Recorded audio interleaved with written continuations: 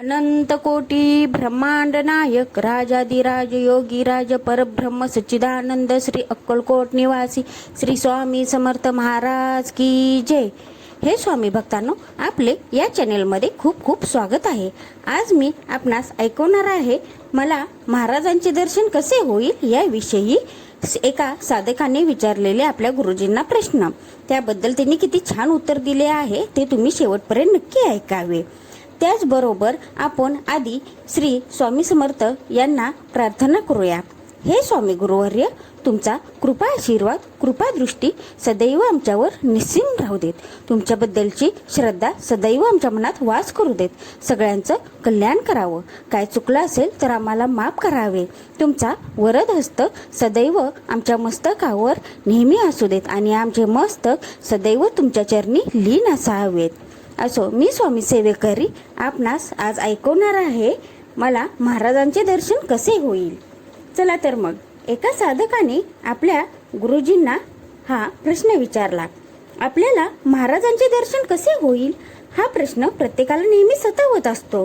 आम्ही नामस्मरण करतोच, पण त्या व्यतिरिक्त अजून काय केले म्हणजे महाराजांचे दर्शन लवकरात लवकर होईल ही विचारणा अनेक साधक करतात।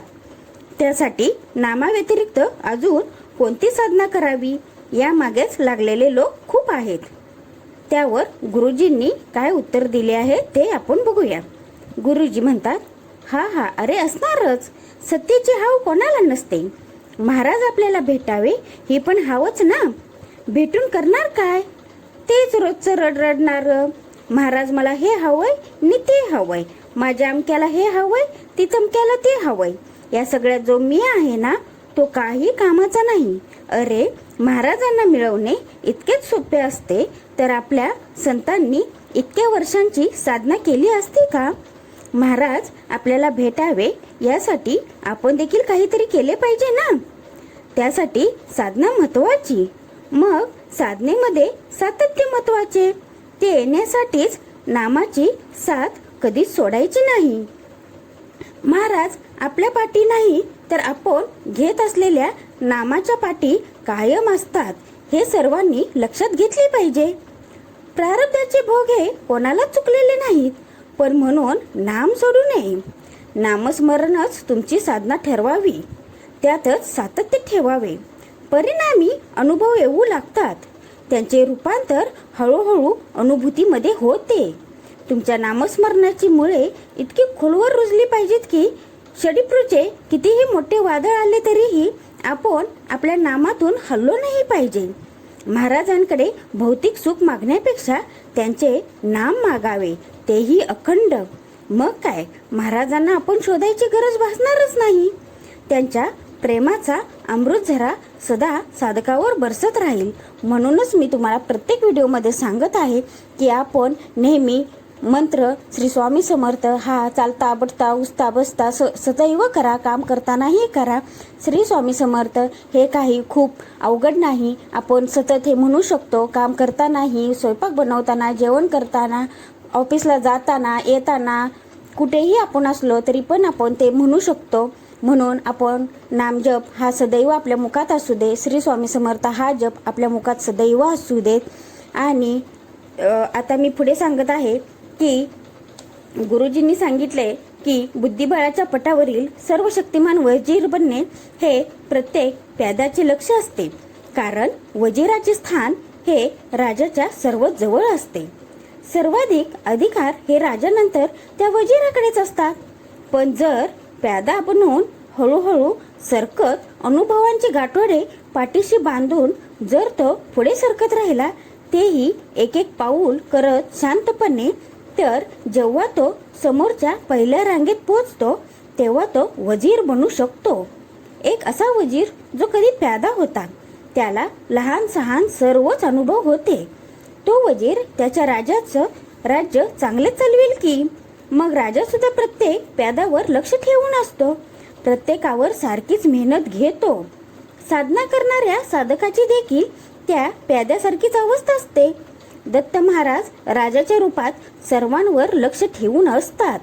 त्यांना सर्वांना वजीर बनवायचे असते, त्यासाठी ते प्रत्येकाचे भोग भोगण्यासाठी बळ देतात। परंतु साधक मात्र त्यांच्या बुद्धिबळाच्या पटावर स्वतःच राजा असल्यासारखा कधीतरी वागतो. वास्तविकतेमध्ये महाराजच त्या पटाचे सर्वस्व आहेत. तेच प्रत्येक सोंगटी हलवतात. प्रत्येक प्यादाला वजीर बनविण्याचे उद्दिष्ट देऊन त्याला नाम घ्यायला लावतात. साधकाने देखील शांत राहावे. नामस्मरण करीत येईल ती परिस्थिती, महाराजांचे आशीर्वाद समजून येईल तो क्षण फक्त नामस्मरणामध्ये घालवत प्रत्येक परिस्थितीचा अनुभव घेत आयुष्याच्या पटावर चालत राहायचे. जसं सोन्यापासून दागिने बनवायचे असल्यास त्या सोन्याला वितळावे लागते, म्हणजेच साधकाच्या अंतर्मनातला मी संपवावा लागतो आणि त्याला द्रव्य स्वरूप येते. त्यानंतरच त्या सोन्याला हवं असेल ते स्वरूप दिले जाते. त्या दागिन्याला घासून साफ केले जाते, त्यावर नक्षी कोरली जाते, मग त्याला चमकवले जाते आणि त्यानंतरच तो चकचकीत दागिना एखाद्या व्यक्तीच्या अंगावर खुलून त्या व्यक्तीचे सौंदर्य अधिकच प्रभावित करतो. या संपूर्ण घडविण्याच्या प्रक्रियेमध्ये सोन्याला त्याचे सोनपण अग्नीच्या भात्यात गमवावे लागते. हे त्रिवार सत्य. याचप्रमाणे साधकाने देखील नामाच्या सानिध्यात राहत अनुभव सांभाळीत साधनेत पुढे सरकायचे असते. कारण अनुभवासारखा दुसरा कोणीही गुरु नाही. महाराजांना प्राप्त करायचे असेल तर नामाला जिंकावे लागेल. पण जर नामाला जिंकायचे असेल तर नाम संपूर्ण शरीरात भिनवावे लागेल. जसे षड्रिपू आपल्यावर विजय मिळवतात व आपले वागणे त्याप्रमाणे बदलते, तसेच आपण नामाच्या नादी लागलो म्हणजे नामही आपल्या पाठी लागते व हळूहळू आपणहून आपली जागा प्राप्त करते. त्यामुळे आपण नामाच्या आहारी जातो. मूल जन्माला आल्यावर जसं शिकायला लागतं तसं अनुकरण करायला लागतं आणि जीवन कसं जगायचं याचे अनुभव त्याला येऊ लागतात. अध्यात्मामधील अनुभव गाठीशी बांधत साधकाने देखील एक एक अनुभूती जमवत त्या समजून घेत स्वतःची आध्यात्मिक प्रगती करणे आवश्यक आहे. यातूनच साधकाला बरेच काही शिकायला मिळते. इतर साधनेतून काही मिळवण्यापेक्षा नाम साधनेमधून परमात्म्याशी एकरूप होऊन त्यातील योग साधनेद्वारे स्वतःच्या आत्म्याचा परमात्म्याचा चरणाशी योग साधणे हे म्हणजे दत्तत्व प्राप्त करण्यासारखेच नाही का?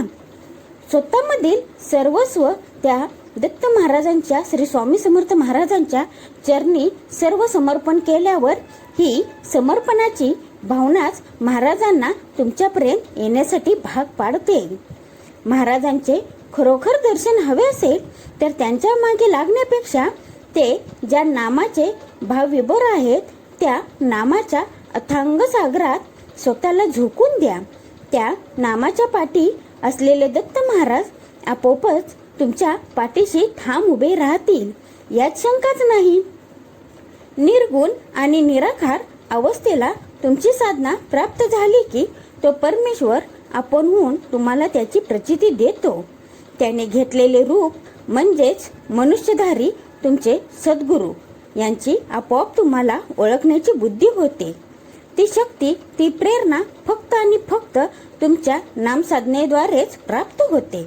नामाद्वारेच महाराजांचे दर्शन घेणे शक्य आहे. त्यामुळे वारंवार सर्व साधकांना माझे एकच सांगणे आहे, महाराज कसे मिळतील याचा विचार करण्यापेक्षा नाम कसे मिळेल, ते अखंड कसे अबाधित स्मरणात ठेवता येईल याचा विचार करावा. बाकी नामाच्या पाठी महाराज आहेतच आपले. आता ऐकवते मी आपणास एक छानशी कविता लिहिलेली. उठता घ्यावे, बसता घ्यावे, घडी घडी मुखी असावे.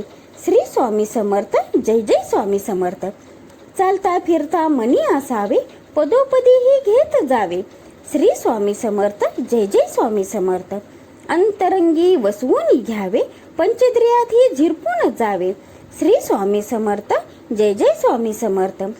स्वतःमध्ये जसे असावे, हर एकामध्येही रूप पहावे. श्री स्वामी समर्थ, जय जय स्वामी समर्थ. ब्रह्मांडाच्या अतीत असे हे परब्रह्मरूप मनी साठवावे. श्री स्वामी समर्थ. जय जय स्वामी समर्थ. कशा मृत्यूचे भय बाळगावे, श्वासानंतरही जे सतत उरावे. श्री स्वामी समर्थ. जय जय स्वामी समर्थ. किती छान सांगितलं आहे ना. हे स्वामी भक्तांनो, आपण नेहमी श्री स्वामी समर्थ या नामजपात सदैव असावे असे मी तुम्हाला आवर्जून सांगते. त्यामुळे तुम्हाला हळूहळू त्याची अनुभूती चांगल्या प्रकारे येईल. फक्त आपण नामस्मरण सोडू नका. कारण आपण असं म्हणतो की मला ही अडचण कशी काय आली, मी एवढं करतो, मी एवढं जप करतो, हे करतो, पूजा करतो, सगळं करतो, तरी पण मला एवढी अडचण येते, हे येते, मला सारखा त्रास होतो, हे होतं. पण ते तसं नसतं. ते आपले भोग असतात, ते आपल्याला भोगावे लागतात आणि त्यात साथही देतात ते आपले स्वामी गुरुवर्य. त्याच्यामुळे तुम्ही नामजप हा कधीही सोडू नका. दुसरं काही नाही जमलं तर आपलं नामजप हे सतत असावं आपल्याबरोबर. त्याचबरोबर श्री स्वामी समर्थ यांच्यावर पूर्ण विश्वास, निष्ठा असावी, संयम असावा. त्यांनी सांगितलं आहे, भिवू नकोस, मी तुझ्या पाठीशी आहे, हम गया नाही जिंदा आहे. हे वाक्य त्यांनी सांगितलेलं आहे. त्यांचं आपल्यावर लक्ष असतं. हे सदैव तुमच्या मनात ठाम असलं पाहिजे. श्रद्धा कधीही ढळू देऊ नका. भक्ती ही त्यांची सदैव असावी. ते भक्तीचे भुकेलेले आहेत. त्यांना दुसरं काहीही नको असतं. तुमचा पैसा नको, काही नको. फक्त तुम्ही मनापासून भक्ती करा, तुमची वागणूक चांगली ठेवा, ते आपल्याबरोबर सदैव असतील. हे स्वामी भक्तांनो, तुम्हाला जर ही सांगितलेली माहिती आवडली असेल तर या चॅनेलला लाईक, कमेंट, शेअर, सबस्क्राईब जरूर करा आणि कमेंट्समध्ये श्री स्वामी समर्थ हे जरूर लिहावे. त्याचबरोबर आपण आपल्या मित्रपरिवाराला, नातेवाईकांना, जे स्वामी भक्त आहेत त्यांना, जे स्वामी भक्त नाहीत त्यांनाही कळावे म्हणून आपण जरूर त्यांना हे पाठवावे, शेअर करावे. त्यामुळे आणखी आपल्याकडूनही सेवा घडेल. चला तर अशा प्रकारे आजची केलेली सेवा मी श्री स्वामींचरणी अर्पण करते. काय चुकलं असेल तर त्यांनी मला माफ करावे. श्री स्वामी समर्थ. जय जय स्वामी समर्थ.